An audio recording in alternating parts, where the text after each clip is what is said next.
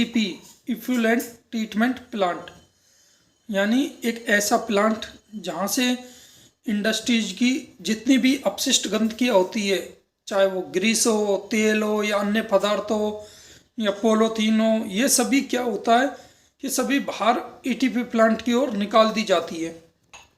फिर इन सभी अपशिष्ट और गंदगियों को ईटीपी प्लांट के द्वारा अनेक प्रोसेस के माध्यम से साफ किया जाता है और पानी को पीने योग्य या फिर पेड़ पौधों में या बगीचों में देने योग्य बनाया जाता है। तो ईटीपी प्लांट किस तरह से काम करता है और इसके क्या क्या स्टेप होते हैं, उन सभी के बारे में आज हम आपको डिटेल से बताएंगे। उससे पहले ईटीपी प्लांट का उपयोग डेयरी इंडस्ट्रीज, इसके अलावा edible oil industries, laundry industries, automobile, pharmacy में फार्मास्यूटिकल सहित सभी इंडस्ट्रीज में ईटीपी प्लांट अब गवर्नमेंट ने कंपलसरी कर दिया है। ईटीपी प्लांट आपको प्रत्येक इंडस्ट्रीज में लगाना कंपलसरी है। तो ईटीपी प्लांट किस तरह से काम करता है और इसके क्या क्या स्टेप होते हैं, तो इसका एक बेसिक है। सबसे पहले इसका बार स्कैनिंग चैम्बर में जो भी कचरा होता है वो रुक जाता है। ग्रिड चैम्बर, ऑयल ग्रीस के बाद में ये कलेक्शन टैंक में आ जाता है। कलेक्शन के बाद में न्यूट्रलाइजेशन होने के बाद में फिर इसमें दो स्टेप मेन होते हैं। एक तो लॉन्ड्री प्लांट में तो हम क्या करते हैं कि जो लास्ट के स्टेप होते हैं उसमें हम एमबीआर टैंक ले आते हैं या एमबीआर चैम्बर बनवा लेते हैं। एमबीआर में क्या होता है कि लॉन्ड्री प्लांट के अंतर्गत जितनी भी गंदगी होती है वो वहाँ पे रुक के और पानी को क्लियर करके हम उसको वापस से उपयोग में ले लेते हैं लॉन्ड्री प्लांट के अंतर्गत। ऐसे हम 4 से 5 प्लांट भी लगा चुके हैं। साथ में जब हम बात करें ईटीपी के अन्य प्लांट की, तो अन्य प्लांट जैसे dairy industries, edible oil industries, इसके अलावा फार्मास्यूटिकल इंडस्ट्रीज, ऑटोमोबाइल इंडस्ट्री, इन सभी में जो ईटीपी प्लांट लगता है उस ईटीपी प्लांट में एरोबिक एनएरोबिक रिएक्शन वाली प्लांट लगता है, जिसमें लास्ट में एरोबिक और एनएरोबिक दोनों तरह के हवा की उपस्थिति हवा की अनुपस्थिति में रिएक्शन होती है। लेकिन कुछ ईटीपी प्लांट आपको बहुत ही नए तरीके के मिलेंगे, बहुत ही स्मॉल तरीके के, जो आपके 2 से 3 लाख के बजट में आ जाते हैं, छोटे ईटीपी प्लांट। तो उनका भी हम आपको एक अलग से चैनल में वीडियो बना के दिखाएंगे। इंडस्ट्रीज से निकला हुआ वाटर क्रूड वाटर कहलाता है, चाहे वो डेयरी इंडस्ट्रीज हो, एडिबल ऑयल इंडस्ट्रीज हो, ऑटोमोबाइल हो, फार्मास्यूटिकल हो, लॉन्ड्री हो या किसी भी तरह के टेक्सटाइल इंडस्ट्रीज हो, सभी इंडस्ट्रीज से निकला हुआ पानी क्रूड वाटर होता है, जिसके अंतर्गत ढेरों तरह की गंदगियाँ होती है, ग्रीस होती है और भी कई तरह की गंदगियाँ होती है। तो ये सभी वाटर इनलेट होकर क्रूड वाटर टैंक में आ जाता है। ये जो टैंक है ये क्रूड वाटर टैंक है और क्रूड वाटर टैंक से फिर पानी को आउटलेट कर दिया जाता है। आउटलेट करके इस पानी को पहुंचा देते हैं हम बार स्कैनिंग चैम्बर। बार स्कैनिंग चैम्बर क्या होता है, चूँकि ये पानी जो क्रूड वाटर है इसके अंदर क्या होता है कि गिलास, कई बार बोतल, पोलोथीन और भी कई तरह की अपशिष्ट गंदगियाँ, स्टोन के टुकड़े, प्लास्टिक के टुकड़े, ये सभी पॉलीफिल्म्स, ये सभी इसके अंदर मिक्स होती है। तो ये सभी मिक्स होंगे तो ये पानी के अंदर आ जाएंगे। तो सबसे पहले क्या होता है कि बार स्कैनिंग चैम्बर, ये एक ऐसा चैम्बर है जो लोहे की जाली से बना होता है। आपको सामने दिख रहा है ये लोहे का एक जाल है। तो ये जाल इतना बड़ा होता है साइज में कि जो भी कोई गंदगी है वो यहाँ पे ऊपर रुक जाती है या साइड में रुक जाती है। तो गंदगियाँ सब क्या होती है बार स्कैनिंग चैम्बर पे यहाँ पे रुक जाती है। जितनी भी, चाहे पेपर हो, चाहे बोतल हो, पॉलीथीन हो या किसी भी तरह के स्टोन हो या प्लास्टिक, पॉलीफिल्म, सभी यहाँ पे रुक जाएंगी और शेष जो पानी होगा वो आगे आउटलेट कर दिया जाता है किधर, ग्रिड चैम्बर में। तो इस तरह से बार स्कैनिंग चैम्बर का काम होता है। जो भी भारी गंदगी होती है, पॉलीफिल्म, बोतल, स्टोन, इस तरह की गंदगियों को रोकना। बार स्कैनिंग चैम्बर के बाद पानी इनलेट हो जाता है ग्रिड को आम भाषा में बोला जाता है स्टोन। इसको आप स्टोन भी बोल सकते हैं। तो यहाँ पे सामने आप देख सकते हैं स्टोन। इसमें क्या है, इसमें पानी जब बार स्कैनिंग टैंक से आता है तो ग्रिड चैम्बर में गिरता है। यहाँ पर ये पानी गिरता है तो ग्रिड चैम्बर का मतलब है इसके नीचे मोटे मोटे पत्थर या स्टोन बिछे होते हैं। ये सामने आप देख सकते हैं मोटे मोटे पत्थर या स्टोन बिछे हुए होते हैं। ये क्या करते हैं, जो भी पानी के साथ में हैवी पार्टिकल्स आता है यानी भारी पार्टिकल्स होते हैं, उनको अपने साथ में नीचे यहाँ पे बैठा लेता है। यहाँ पर नीचे उनको बैठा लेता है अपने साथ में। तो भारी पार्टिकल्स को तो यहाँ अपने साथ में नीचे बैठा लेता है, और इन भारी पार्टिकल्स को नीचे बैठाने के बाद में शेष जो पानी होता है वो ऊपर से आउटलेट कर दिया जाता है अगले टैंक ऑयल ग्रिस टैंक में। तो ग्रिट चैम्बर के अंतर्गत क्या होता है, जैसे आप नदी के किनारे कभी गए हो, नदी समुद्र के किनारे, तो जो आपको गोल गोल राउंड में से स्टोन मिलेंगे, ये स्टोन बिल्कुल घिसे हुए मिलेंगे काफ़ी पुरानी नदियों में। तो इस तरह के स्टोनों को यहाँ पे एक क्रम में बिछा दिया जाता है। जैसे ही पानी बाहर स्कैनिंग चैम्बर से ग्रिट चैम्बर में आता है तो उस पानी में उपस्थित हैवी मटेरियल को या हैवी जो पार्टिकल्स होता है उनको क्या होता है, ये नीचे बैठा देते हैं। वो नीचे बैठ जाता है जितनी भी हैवी पार्टिकल्स होते हैं, और शेष जो पानी होता है उसको रिमूव करके आउटलेट करके ऑयल ग्रिस टैंक में भेज दिया जाता है। इस तरह से ग्रिट चैम्बर का काम केवल जो भारी पार्टिकल्स होता है उनको रिमूव करने का होता है। ग्रिट चैम्बर के बाद में अब पानी वहाँ से आ जाता है ऑयल ग्रिस टैंक में। जैसे ही आपको नाम से पता लग रहा है ऑयल ग्रिस टैंक, ओजी, इसके लिए एक टेस्ट भी होता है, OG, oil and grease test. Grit chamber से ये पानी अब इनलेट कर दिया जाता है ऑयल ग्रिस टैंक में, क्योंकि जब आप एडिबल ऑयल, डेयरी इंडस्ट्रीज या फिर आप फार्मास्यूटिकल इंडस्ट्रीज, ऑटोमोबाइल इंडस्ट्रीज, जितनी भी लॉन्ड्री इंडस्ट्रीज, जितनी भी इंडस्ट्रीज होती है उनमें क्या होता है, पानी के साथ में ऑयल या ग्रीस मिक्स हो जाता है। क्योंकि लॉन्ड्री इंडस्ट्रीज की बात करें तो कपड़ों के अंदर जो तेल या चिकनाहट निकलती है वो यहाँ पे आ जाती है। और जब हम एडिबल ऑयल में सॉल्वेंट, रिफाइनरी प्लांट, इनकी बात करें तो उनमें TFM और जो वॉश वाटर होते हैं और भी कई तरह के DO मिक्स हो जाते हैं, वो सभी यहाँ पे आ जाते हैं।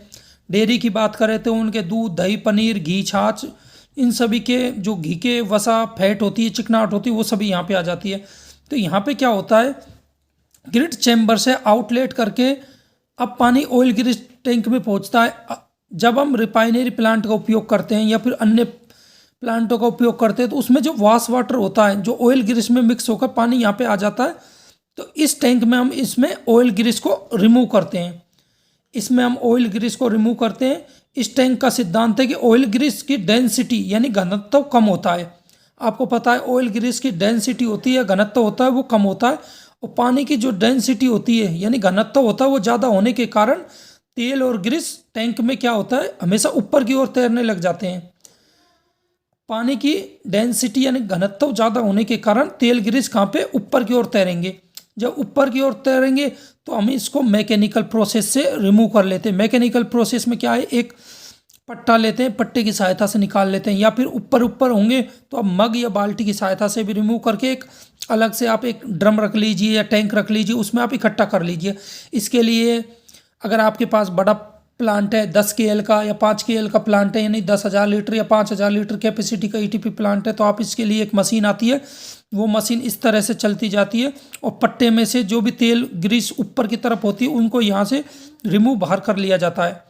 अनेक लोगों की समस्या आती है कि हमारे जो प्लांट है ETP प्लांट, उसके एरिएशन टैंक में झाग आता है। झाग यानी फोमिंग की प्रॉब्लम आती है। जो फोमिंग की जो प्रॉब्लम आती है वो इसी के कारण आती है। सबसे ज़्यादा फोमिंग की प्रॉब्लम तो यहीं पे आपकी सोल्व हो जाती है अगर आप ऑयल ग्रीस टैंक में से अच्छे से ऑयल ग्रीस को रिमूव कर लेंगे। और अच्छे से रिमूव करने के बाद जैसे आप पानी को आउटलेट करते हैं इक्विलाइजेशन टैंक में, तब यहाँ से आप एक सैंपल उठा लीजिए और सैंपल उठा के लैब में ऑयल ग्रीस के लिए भेज दीजिए। अगर आपकी ऑयल ग्रीस 10 mgl यानी 10 मिलीग्राम पर लीटर आती है तो ठीक है। अगर इससे ज़्यादा परसेंटेज आ रही है तो आपको वापस से पानी को वापस से रिसर्कुलेट करके रिमूव करना है, क्योंकि नहीं तो ये पानी बाद में आपको प्रॉब्लम देगा और आपके फोमिंग और अन्य प्रॉब्लम आगे जाकर आएगी। फिर आप बताओगे कि हमारे प्लांट में ये प्रॉब्लम आ रही है, वो प्रॉब्लम आ रही है। तो अगर आप ऑयल ग्रीस टैंक में इस तरह से काम नहीं करते हैं तभी ये फोमिंग की यानी झाग की प्रॉब्लम आगे ETP प्लांट में आती है। और ये काफ़ी लोगों की प्रॉब्लम होती है। काफ़ी लोगों के हमें कमेंट्स और फ़ोन आते हैं इस प्रॉब्लम के बारे में कि हमारे ETP प्लांट में फोमिंग की प्रॉब्लम आ रही है। तो उसका पहला कारण ऑयल ग्रीस टैंक भी है। तो यहाँ पे अच्छे से ऑयल ग्रीस को मैकेनिकल प्रोसेस या फिर आप मशीन प्रोसेस या फिर हैंड से भी बाल्टियों के द्वारा इसमें रिमूव करना है। जैसे ही आप ऑयल ग्रीस को रिमूव कर लेते हैं उसके बाद में क्या होगा, जो भी पानी बचेगा शेष पानी को आप आउटलेट करके इक्विलाइजेशन टैंक या कलेक्शन टैंक या इक्विलाइजेशन टैंक में आप पहुंचा देंगे। अब ऑयल ग्रीस टैंक से पानी आउटलेट कर दिया जाता है। पानी आ गया इक्विलाइजेशन टैंक या कलेक्शन टैंक। इसको आप कुछ भी नाम दे सकते हैं, इक्विलाइजेशन टैंक नाम दे सकते हैं, कलेक्शन टैंक नाम दे सकते हैं। इसमें बेसिकली क्या होता है, यहाँ पर एक मोटर लगा दी जाती है। मोटर में इस तरह का एक विलोडक होता है। विलोडक का मतलब इस तरह से मोटर होता है, उसमें इस तरह से 3 शाफ्ट या फिर ब्लेड बोल सकते हैं इनको। जैसे आप छाछ की जो मशीन होती है उसमें इस तरह के ब्लेड होते हैं, उस तरह का ये सिद्धांत में कार्य करता है मिक्सिंग करने का। इस तरह के आप मोटर यूज कर सकते हैं। अगर आप इस तरह की मोटर यूज नहीं करना चाहते और आपके पास बजट ज़्यादा है तो आप ईटीपी का ब्लोअर पंप भी यूज कर सकते हैं। यहाँ पे ब्लोअर पंप क्या है कि यहाँ पे लग जाएगा, यहाँ से एयर जाएगी, एयर से भी ये पानी को सर्कुलेशन के काम आएगा। तो आप ईटीपी ब्लोअर पंप भी लगा सकते हैं और आप चाहे तो यहाँ पे मोटर विलोडक भी लगा सकते हैं। मोटर विलोडक क्या है कि आपके बजट में आ जाएगा, कम पड़ेगा खर्चा और इसकी जो है मेंटेनेंस काफ़ी सस्ती हो जाती है और आप अपने लोकल आईटीआई या फिर पॉलिटेक्निक इंजीनियरिंग की मदद से ही इसको रिप्लेस करवा सकते हैं, इसका मेंटेनेंस कर सकते हैं। जबकि ईटीपी ब्लोअर पंप थोड़ा महंगा पड़ेगा और उसका मेंटेनेंस थोड़ा ज़्यादा कॉस्टली है।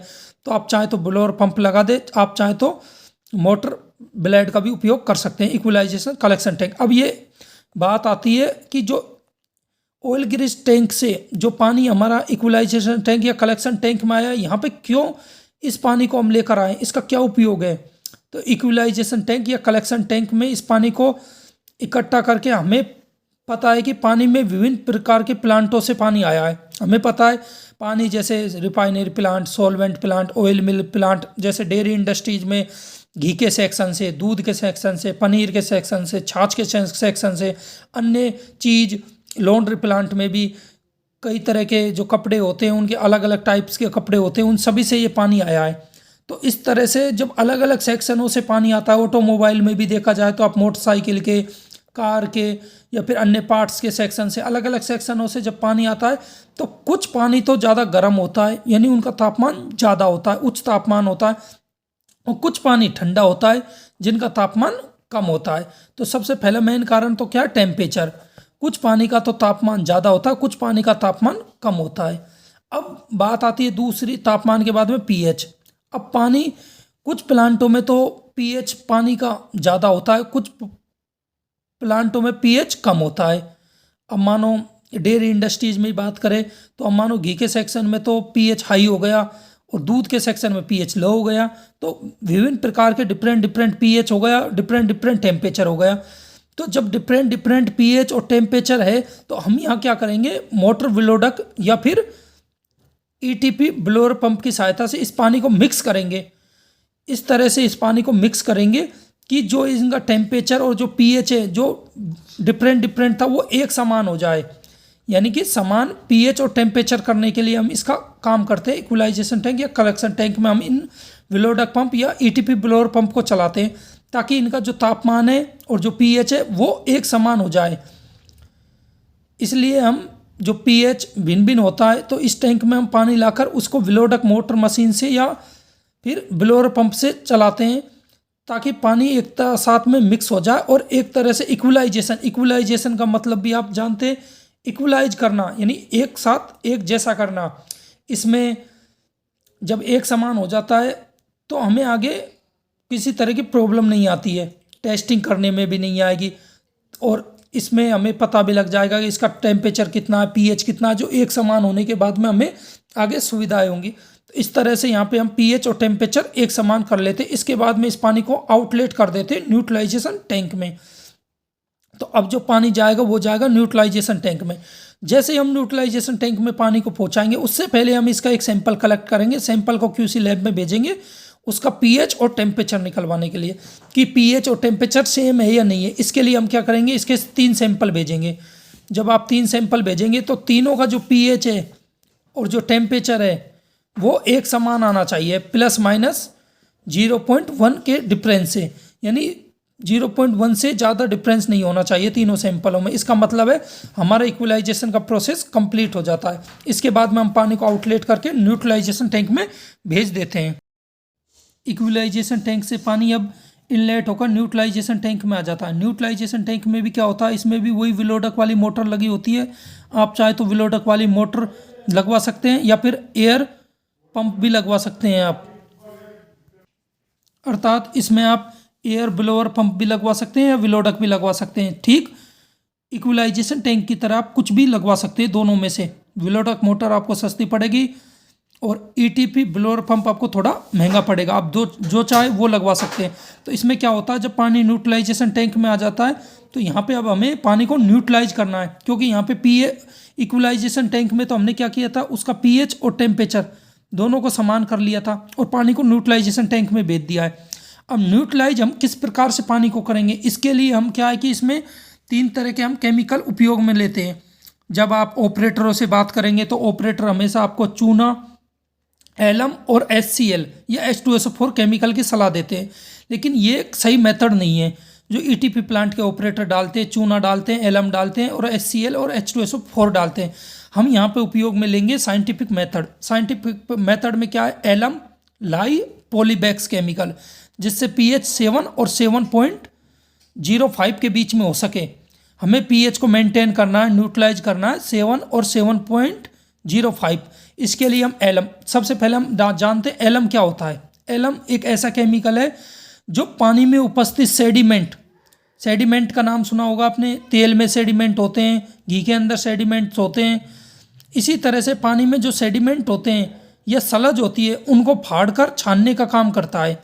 तो अब जब भी हम एलम केमिकल डालते हैं तो एलम केमिकल क्या करता है, पानी में उपस्थित सेडिमेंट या सलज को फाड़कर छानने का काम करता है। इसके बाद में अगला केमिकल आता है लाई केमिकल को हम क्यों डालते हैं, लाई केमिकल को हम इसलिए डालते हैं क्योंकि ये पीएच मेंटेन करने का काम करता है। जो हमारा पीएच 7 और 7.05 है उसके बीच में लाने का काम करता है, यानी एसिड बेस को एक समान करके 7 और 7.05 के बीच में लाता है। लाई केमिकल पीएच को मेंटेन करने का काम करता है, क्योंकि अगर एसिड है तो पीएच 7 से नीचे चला जाता है, बेस है तो पीएच 7 से ऊपर चला जाता है। तो ये क्या करता है, न्यूट्रलाइज काम करता है। कुछ लोग क्या करते हैं, लाई केमिकल की जगह यहाँ पर HCl या H2SO4 जैसे हैवी केमिकल्स का उपयोग करते हैं। तो हमें हैवी केमिकल्स HCl या H2SO4 का उपयोग नहीं करके लाई केमिकल का उपयोग करना चाहिए पीएच मेंटेनेंस के लिए। उसके बाद में जो तीसरा केमिकल है पॉलीबैक्स केमिकल। पॉलीबैक्स क्या करता है, ये पॉजिटिव और नेगेटिव चार्ज करके जो हैवी पार्टिकल्स होते हैं यानी भारी पार्टिकल्स होते हैं उनको नीचे सतह पर बैठा देता है। यानी पॉलीबैक्स केमिकल जैसे आप मिक्स करते हैं तो जो भी पॉजिटिव नेगेटिव चार्ज होता है पानी में, उनको पानी को पॉजिटिव या नेगेटिव दोनों चार्ज करके जो हैवी पार्टिकल्स यानी भारी पार्टिकल्स होता है उनको नीचे सतह पर बैठाने का काम पॉलीबैक्स करता है। इस तरह से हमें ईटीपी प्लांट में एलम, लाई और पॉलीबैक्स का इस्तेमाल करते हैं। इसके अलावा कुछ कंपनियां क्या करती है, ईटीपी प्लांट में फिटकरी, चूना, पॉलीबैक्स भी डालती है। यानी वो फिटकरी का उपयोग करते हैं, चूने का उपयोग करते हैं और पॉलीबैक्स का उपयोग करते हैं। लेकिन कुछ कंपनियां एलम, लाई, पॉलीबैक्स का भी उपयोग करती हैं। तो आपको जो अच्छा लगे वो आप कर सकते हैं। आप चाहे तो फिटकरी, चूना, पॉलीबैक्स का उपयोग कर सकते हैं। आप चाहे तो चूना, एलम, HCl, H2SO4 का उपयोग कर सकते हैं। आप चाहे तो हमारा साइंटिफिक मेथड एलम, लाई, पॉलीबैक्स का उपयोग कर सकते हैं। हमें pH 7 से 7.05 के बीच में करना है। साथ में हमें pH मेंटेन करना है, हमें सलज को फाड़ने का काम करना है, हमें उसके हैवी पार्टिकल्स पे पॉजिटिव नेगेटिव चार्ज डाल के उसको जो सलज के हैवी पार्टिकल्स हैं उनको नीचे बैठाने का काम करना है। इस तरह से हमें तीनों काम न्यूट्रलाइजेशन टैंक के अंतर्गत करने हैं। न्यूट्रलाइजेशन टैंक में पीएच को मेंटेन करने के लिए हम इस तरह से केमिकल मिलाते हैं। फिर इसके बाद में हम पानी को आउटलेट करके कोरुगेशन टैंक में पहुंचा देते हैं। अब हम पानी को कहाँ पहुंचाएंगे, 7A के एक टैंक होता है कोरुगेशन टैंक। न्यूट्रलाइजेशन टैंक से पानी इनलेट कर दिया जाता है कोरुगेशन टैंक में। कोरुगेशन टैंक क्या होता है, इस टैंक के अंतर्गत हम एलम केमिकल मिलाते हैं, पॉली एल्युमिनियम क्लोराइड जो रसायन है। वैसे तो हमने न्यूट्रलाइजेशन के अंतर्गत भी हमने एलम मिलाया था, लेकिन कई बार क्या होता है जैसे फोमिंग की प्रॉब्लम होती है ईटीपी में या फिर अन्य कोई प्रॉब्लम आती है तो हम एलम यहाँ भी मिलाते हैं। यहाँ हम जब एलम मिलाते हैं, पॉली एल्युमिनियम क्लोराइड रसायन इस टैंक में मिलाते हैं, तो जो सस्पेंडेड पार्टिकल होते हैं, जो भी इसमें सस्पेंडेड पार्टिकल मौजूद होते हैं पानी में, वो रिमूव होकर अलग हो जाते हैं। तो कोरुगेशन टैंक में एलम जब मिलाते हैं तो सस्पेंडेड पार्टिकल यहाँ से रिमूव हो जाते हैं। और पॉजिटिव नेगेटिव चार्ज होने के कारण, अर्थात इस टैंक में क्या होता है, पॉजिटिव नेगेटिव चार्ज होने के कारण और डेंसिटी ज़्यादा होने के कारण सस्पेंडेड पार्टिकल कहाँ बैठ जाते हैं, नीचे तल में। तो टैंक के तल में सस्पेंडेड पार्टिकल्स बैठ जाते हैं।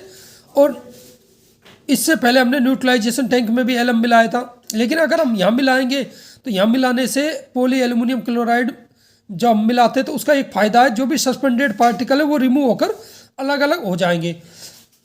और जो पॉजिटिव नेगेटिव जो चार्ज होता है उसके कारण और डेंसिटी ज़्यादा होने के कारण सस्पेंडेड पार्टिकल नीचे तल में बैठ जाएंगे। इस कारण से जो पार्टिकल तो नीचे उसमें बैठ जाएंगे तल में, इनको तो हम रिमूव कर लेंगे और आगे हम पानी को आउटलेट कर देते हैं फोगेशन टैंक में। तो इस तरह से कोलग्रेशन टैंक में हम एलएम मिलाते हैं, सस्पेंडेड पार्टिकल नीचे तल में बैठ जाते हैं और उनको हम रिमूव कर लेते हैं, पानी को आउटलेट करके फोगेशन टैंक में पहुंचा देते हैं। फोगेशन के बाद में अब पानी को इनलेट कर दिया जाता है फोगेशन टैंक। ये 7B टैंक होता है, इसमें मोटर विलोडक लगी होती है। यहाँ पे हमने आपको बताया था, या तो आप मोटर विलोडक का उपयोग कर सकते हैं या फिर आप एयर पंप का भी उपयोग कर सकते हैं। तो हमने यहाँ मोटर विलोडक का उपयोग किया है। और फोगेशन टैंक में क्या होता है, फोगेशन टैंक में एक मोटर लगी होती है जो विलोडक यानी कि पानी को मिलाने का काम करती है। ये मोटर विलोडक के सहायता से। फोगेशन का मतलब क्या होता है, गंदगी का जमाव, यानी कि गंदगी को नीचे तल पे बैठ जाना। जो भी गंदगी होगी वो नीचे तल पे बैठ जाएगी, और जो गंदगी नीचे तल पे बैठ जाएगी तो फोगेशन टैंक में लगी हुई मोटर के कारण पानी में उपस्थित डेंसिटी यानी घनत्व पार्टिकल के कण को नीचे बैठा देते हैं। शेष पानी नेक्स्ट टैंक 8 में चला जाता है, 8 नंबर टैंक में। इस तरह से अब पानी 7 टैंक, वैसे तो फोगेशन टैंक की इतनी आवश्यकता नहीं होती, कोलग्रेशन टैंक की आवश्यकता होती है, लेकिन कई बार 5 KL और 10 KL के प्लांट होते हैं। एटीपी के 5000, 10,000 या फिर 30,000 लीटर पानी पर डे कैपेसिटी जब हम सही करते हैं तो उसके लिए हमें फोगेशन टैंक की आवश्यकता होती है। इसलिए हम यहाँ से पानी को आउटलेट कर देते हैं प्राइमरी सेडिमेंट टैंक यानी प्राथमिक सलज टैंक में। अब आपको प्राथमिक सलज टैंक या प्राइमरी सेडिमेंट टैंक का एक आकार दिखाई दे रहा होगा।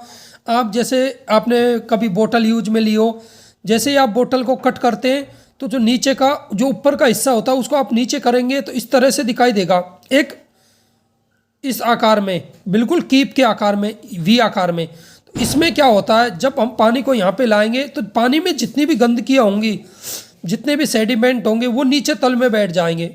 और यहाँ पे सलज, गंदगी, सेडिमेंट, कुछ भी नाम दे सकते हैं, वो नीचे तल में बैठ जाएंगे। और तल में बैठने पर क्या होगा, धीरे धीरे ये सलज और सेडिमेंट टूट टूट के नीचे की तरफ चले जाएंगे और नीचे की तरफ जाकर सलज ड्राइंग बेड, 2 नंबर पर हम क्या लगाएंगे, sludge drying bed, SDB। Sludge drying bed क्या होता है, यहाँ पर जब सेडिमेंट, गंदगी या सलज जो नीचे जम जाती है सलज ड्राइंग बेड पे, तो यहाँ पे क्या होता है कि यहाँ पे इसमें जो पानी होता है सलज ड्राइंग बेड के साथ में थोड़ा मॉइस्चर भी होगा, वो तो क्या है कि सूर्य की उपस्थिति में उड़ जाएगा। और शेष जो बची हुई सलज है उसको हम यहाँ से फावड़े, खुरपे, किसी की सहायता से हटा लेते हैं और इसको हम अलग इकट्ठा कर लेते हैं।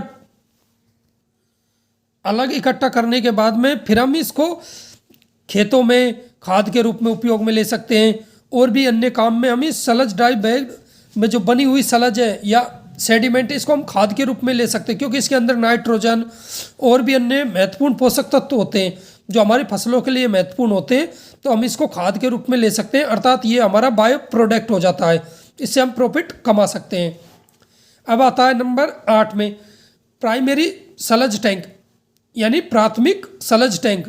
जो सेडिमेंट या सलज टैंक होता है, इसमें से क्या किया, जो भी सलज सेडिमेंट थी वो तो नीचे बैठ गई सलज ड्राइंग बेड में, शेष जो पानी है उसको हम आउटलेट कर देते हैं एनएरोबिक टैंक। यहाँ पर 2 तरह के आपको टैंक दिखाई देगी और ये महत्वपूर्ण है।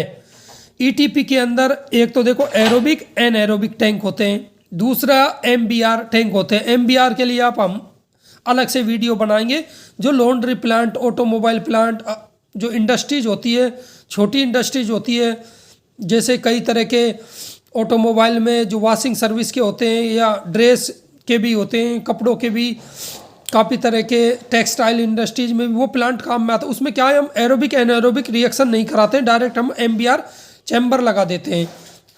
लेकिन एडिबल ऑयल, डेयरी इंडस्ट्रीज, घी इंडस्ट्रीज और भी कई तरह की इंडस्ट्रीज होती है, हैवी इंडस्ट्रीज होती है जिनमें चिकनाहट या वसा की ज़्यादा मात्रा होती है, जिसमें हमें बायोलॉजिकल ट्रीटमेंट की आवश्यकता होती है, वहाँ पे हम एरोबिक और एनएरोबिक 2 रिएक्शन कराना कंपलसरी होता है।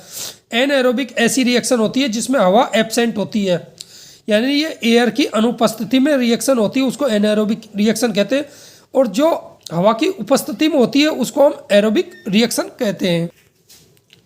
एनएरोबिक टैंक, एनएरोबिक जो ट्रीटमेंट होता है वो हवा की अनुपस्थिति में होता है, ऑर्गेनिक मेटल को डिकम्पोजिट या विघटित कर देता है ये, और यह अभिक्रिया हवा के अनुपस्थिति में होती है।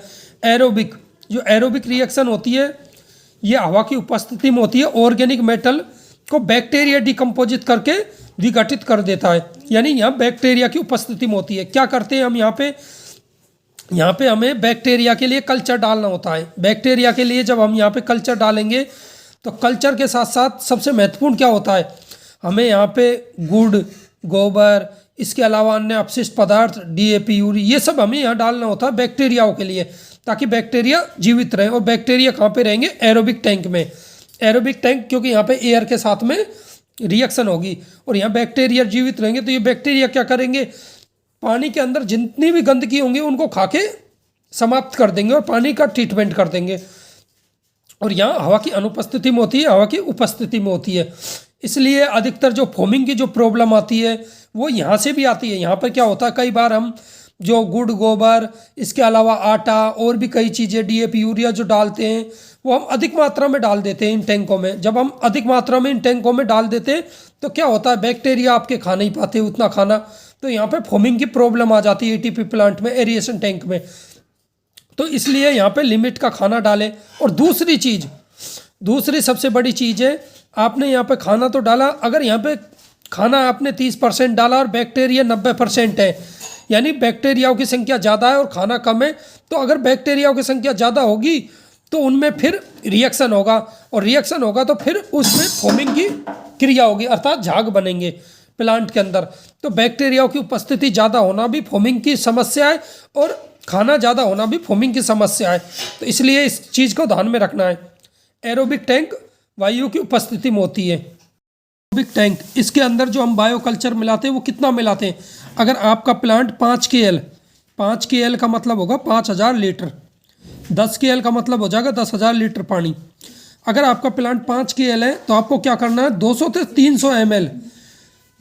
300 ml इसमें बायो कल्चर मिक्स करना है, यानी 40,000 में आपको 1 से 1.5 लीटर बायो कल्चर मिक्स करना है। अगर आपका प्लांट 40,000 लीटर कैपेसिटी का है तो आपको 1 से 1.5 लीटर बायो कल्चर यहाँ पे मिक्स करना है, जो बैक्टीरिया को बनने के लिए। ये रिएक्शन एरोबिक एनारोबिक टैंक में होने के बाद यहाँ से पानी आउटलेट कर दिया जाता है, सेकेंडरी सेडिमेंट टैंक, यानी द्वितीय सलज टैंक में। सेकेंडरी सेडिमेंट टैंक में भी वही काम होता है जो आपको 8 नंबर पर प्राइमरी सेडिमेंट टैंक में हुआ था, वही सेम प्रोसेस होगी। जब यहाँ पर पानी आउटलेट कर दिया जाएगा, इधर से ये पानी इनलेट हो गया है सेकेंडरी सेडिमेंट टैंक, लेकिन यहाँ पे जो पानी आउटलेट हुआ है उसमें से क्या होगा, जो भी सलज होगी, सेडिमेंट होगी, वो क्या है, वही कीप के आकार के नीचे सलज ड्राइंग बेड पे आ जाएगी, यानी 12वें नंबर पर सलज ड्राइंग बेड SDB। तो यहाँ पे जो सलज होगी उसके अंदर नाइट्रोजन, फास्फोरस, कई तरह के महत्वपूर्ण खाद होंगे। तो ये पानी जब सूख जाएगा सूर्य की उपस्थिति में, इस खाद को इकट्ठा करके आप सेल कर सकते हो और अच्छा प्रॉफिट कमा सकते हो, यानी ये आपका सेकेंडरी प्रोडक्ट हो जाएगा मार्केट में रीसेल के लिए। लेकिन यहाँ पे क्या होता है, अब हमने यहाँ पे देखा है एरोबिक एनारोबिक में बैक्टीरिया की उपस्थिति में रिएक्शन होती है, यानी हम यहाँ पे बैक्टीरिया बनाते हैं और ये बैक्टीरिया क्या करते हैं, हमारे पानी की गंदगी होती है उनको खा के और पानी को शुद्ध करने का काम करते हैं। अगर हम यहाँ पे से 100% पानी को निकाल लेंगे तो फिर से हमें नए बैक्टीरिया बनाने होंगे, लेकिन हमें तो प्रोसेस 24 घंटा चलानी होती है कंटिन्यू एक प्लांट के लिए, रनिंग प्लांट के लिए।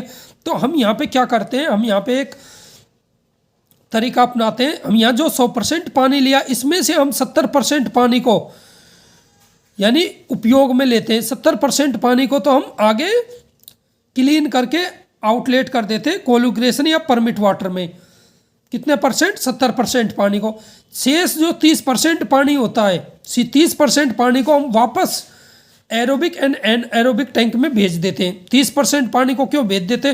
क्योंकि इस पानी में कई तरह के उनका खाना था, इसके अंतर्गत उनका गुड़, गोबर, डीएपी, यूरिया सभी तरह का खाना था और बैक्टीरिया भी थे। तो जब ये 30% पानी वापस चला जाएगा तो उनको वापस से खाना मिल जाएगा, तो हमें कम खाना देने की आवश्यकता होती है।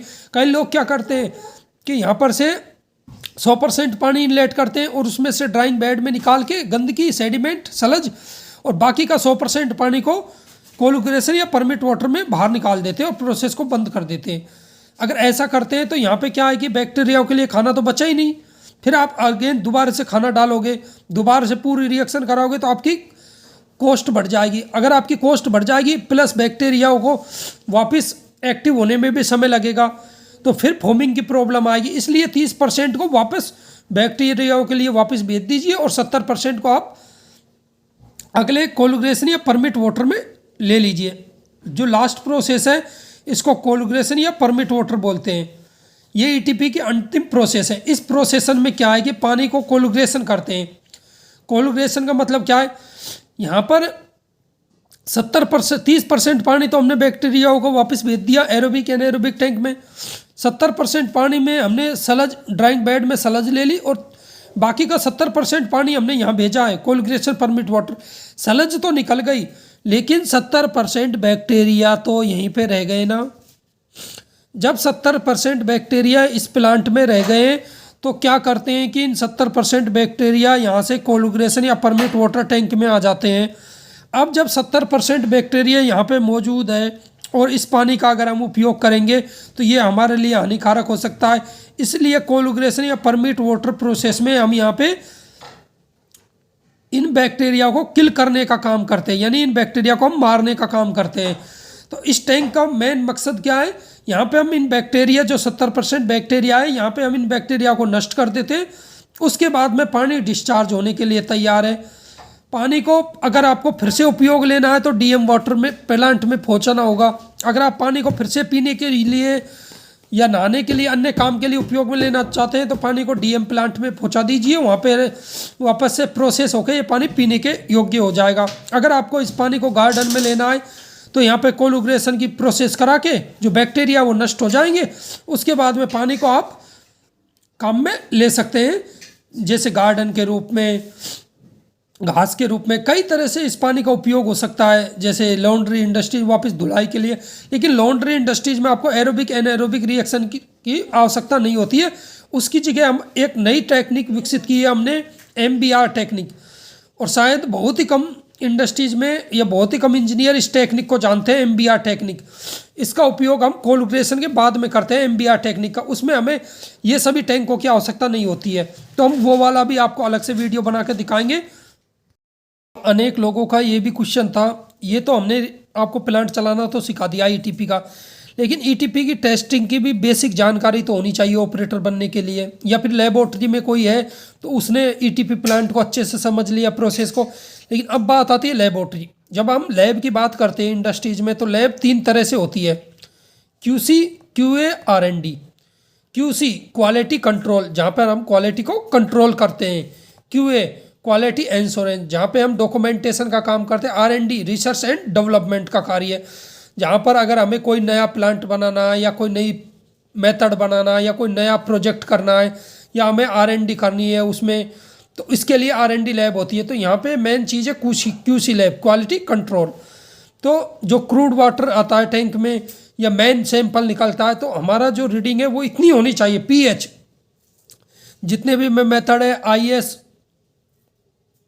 3025 के अकॉर्डिंग मैं बताऊंगा, पार्ट्स 11 के अकॉर्डिंग है। pH 6.5 से 8.5 के बीच में होना चाहिए। ईटीपी वाटर का फाइनल में pH कितना होना चाहिए? 6.5 से 8.5 के बीच में। Method IS 3025 part 11। TSS 100 mgl milligram पर लीटर होना चाहिए, 100। IS 3025 P17। BOD यहाँ पे 3 डेज 5 डेज आप कोई सी भी कर सकते हैं। 3 डेज में क्या है कि आपकी रनिंग प्रोसेस है तो जल्दी हो जाएगा, आप 3 डेज यूज कर सकते हैं। 3 डेज 27 डिग्री टेम्परेचर पे, बहुत ही आसान प्रोसेस है बीओडी की। उसमें आपका रिजल्ट आना चाहिए 30 mgl, 30 मिलीग्राम पर लीटर। इससे कम ही हो तो और अच्छा है। IS 3025P जो पार्ट है वो 44 होगा। COD 250 mgl। अनेक लोग COD BOD chemical oxygen demand, biological oxygen demand दोनों के बारे में अंतर पूछते हैं, तो इसके बारे में हम अंतर बताएंगे। केमिकल ऑक्सीजन डिमांड और बायोलॉजिकल ऑक्सीजन डिमांड क्या है, इनमें क्या डिफरेंस है, क्यों लगाते हैं हम। उससे पहले COD 250 mgl 250 मिलीग्राम पर लीटर होनी चाहिए। IS 3025 part 58।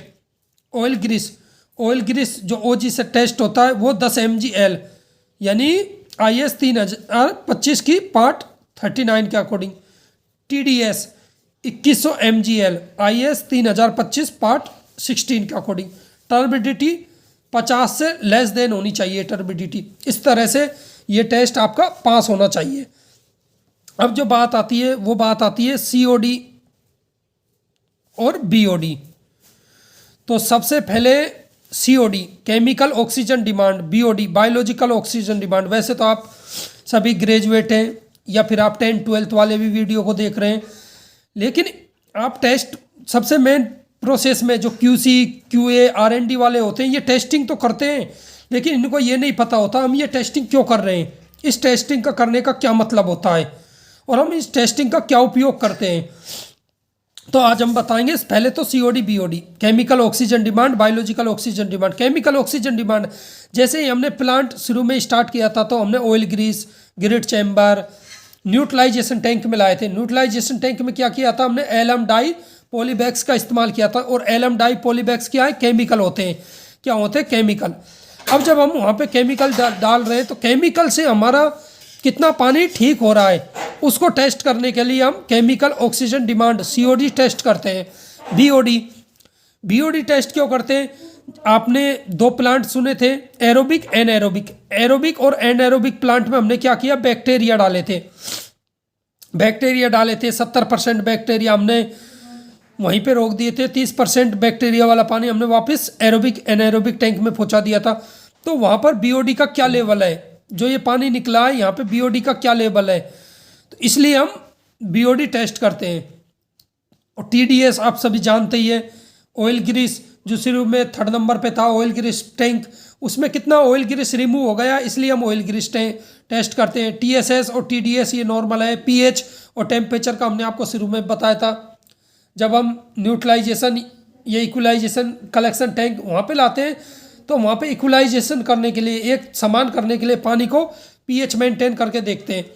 लेकिन वहाँ पर तो क्या करते हैं हम, pH को खाली इसलिए चेक करते हैं कि कितना pH है। लेकिन न्यूट्रलाइजेशन टैंक में आने के बाद में अगर pH 14 है तो हमें उसे 6.5 और 8.5 में लाने के लिए एलम डाई, एलम पॉलीबैग्स और ये सब कुछ केमिकल मिलाने होते हैं। इस तरह से ये हमारा ETP प्लांट था जो एरोबिक एंड एरोबिक के प्रिंसिपल पर हमने ये समझाया था। आगे हम आपको इनकी सबकी टेस्टिंग भी और एडिबल ऑयल, इसके अलावा डेयरी इंडस्ट्रीज, सोप, स्पाइसी और भी कई तरह की इंडस्ट्रीज की हम आपको एनालिसिस सिखाएंगे और प्लांट की प्रोसेस भी बहुत बारीकी से हम आपको समझाएंगे। साथ में वाटर की भी हम आपको, पैकिंग मटेरियल की भी हम आपको टोटल टेस्टिंग सिखाएंगे। और इससे बाद में हम MBR जो ETP प्लांट है उसका भी डालेंगे। और ETP प्लांट जो 3 लाख के आते हैं, छोटे छोटे स्मॉल टैंक आते हैं, तो वो भी हम आपको सिखाएंगे किस तरह से वो प्लांट बनवा सकते हैं आप 3 लाख में, कम कॉस्ट में। तो आप हमारे वीडियो पर, हमारे चैनल पर पहली बार है तो चैनल को लाइक, शेयर और सब्सक्राइब करें। ज़्यादा से ज़्यादा आप अपने इंडस्ट्रीज़ वाले या BSc MSc जो स्टूडेंट है, रिसर्च स्टूडेंट है, जो वाटर पे, इन्वायरमेंटल पे काम कर रहे हैं और इंडस्ट्री से जुड़े हुए, वो सभी इस वीडियो को देखें। अगर आप 10th पास है, 12th पास है या 8th पास से, तो ऐसे वीडियो को देख के हमसे बात करके आप यहाँ पे ETP assistant, operator assistant, ETP assistant, lab assistant, lab in charge, कई तरह की पोजीशन आप पा सकते हैं इंडस्ट्रीज़ में।